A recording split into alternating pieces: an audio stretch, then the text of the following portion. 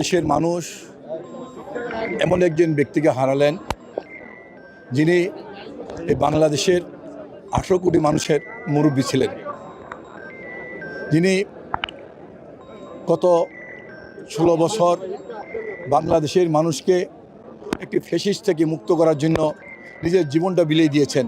তারপরে কিন্তু আপোস করেননি। আমাদের সেই প্রাণপ্রিয় নেত্রী গত 30শে ডিসেম্বর ইন্তেকাল করেছেন। ইন্না লিল্লাহি ওয়া ইন্না ইলাইহি রাজিউন। আমরা তার মাগফিরাত কামনা করছি। তিনি বাংলাদেশের তিনবারের প্রধানমন্ত্রী ছিলেন। তিনি যখন ক্ষমতায় ছিলেন বাংলাদেশের মানুষের উন্নয়নের জন্য কাজ করেছেন।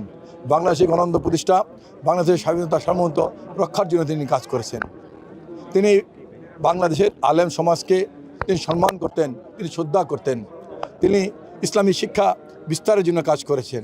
বিশেষ করে তিনি কওমি মাদ্রাসার উন্নয়নের জন্য, কওমি মাদ্রাসার শিক্ষার বিস্তারের জন্য কাজ করেছেন। আজকে আমরা সেই মানুষটিকে হারিয়ে ফেলেছি। আপনারা দেখেছেন পৃথিবীর সবচেয়ে বৃহৎ জানাজা হয়েছে আমাদের প্রাণপ্রিয় নেত্রী বেগম খালেদা জিয়ার। এটা আমরা মনে করি আমাদের জন্য গর্ব, এই জাতির জন্য গর্ব, যে জাতি আজকে শ্রদ্ধা করেছে বেগম খালেদা জিয়াকে। আজকে আমরা তার মৃত্যুর পরে তার সমাধিতে এসেছি ফাতিহা পাঠ করার জন্য, তার জন্য দোয়া করার জন্য। আমার ঢাকা 12 এলাকার প্রতিটা নেতাকর্মী, কয়েক হাজার নেতাকর্মী আজকে এখানে উপস্থিত হয়েছে আমার সাথে আমাদের প্রাণপ্রিয় নেত্রীকে তার কবরের পাশে দাঁড়িয়ে ফাতিহা পাঠ করার জন্য, তাকে শ্রদ্ধা জানানোর জন্য। আমি বিশ্বাস করি এই লাখো যে জনতা যে আজকে তার জানাজা পড়েছেন, আজকে হাজার হাজার মানুষ আজকে তার কবরের পাশে দাঁড়িয়ে শ্রদ্ধা নিবেদন করছেন, আল্লাহ পাক অবশ্যই তাকে বেহেশতের সবচেয়ে উচ্চ অবস্থায় তাকে কবুল করবেন ইনশাআল্লাহ। আমি মনে করি পার্টি যে সিদ্ধান্ত দিয়েছে এটা পার্টির একটি নিয়মমাফিক একটি প্রক্রিয়া।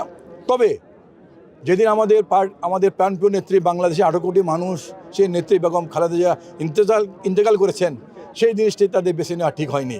এটা মানুষ ধিক্কার দিচ্ছে, বিএনপির প্রতিটা নেতাকর্মী ধিক্কার দিচ্ছে। আমার তো কোনো সদস্যপদ ছিল না, আমাকে কিসের বহিষ্কার?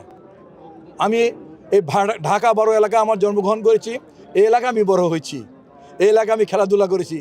আমি একসময় তেজগাঁ থানা ছাত্রদলের সাধারণ সম্পাদক ছিলাম এরশাদ বিরোধী আন্দোলনের পুরা 9 বছর। আমার রাজনীতি তেজগাঁ ঘিরে, আমার রাজনীতি ঢাকা 12 ঘিরে। আমার ঢাকা 12 জনগণ আমাকে প্রেশার করে, চাপ দিয়ে আমাকে এই ইলেকশন করতে বাধ্য করছে। আমি মনে করি আমি ঢাকা 12 জনগণের সাথে আমার একটি সামাজিক বন্ধন আছে। যেহেতু এই এলাকা আমি জন্মগ্রহণ করেছি, এই এলাকা আমি লেখাপড়া করেছি, এই এলাকায় আমি খেলাধুলা করেছি, তাই আমি বিশ্বাস করি আগামী ফেব্রুয়ারি মাসের 12 তারিখের নির্বাচনে ঢাকা 12 জনগণ আমাকে ভোট দিয়ে জয়যুক্ত করবে ইনশাআল্লাহ।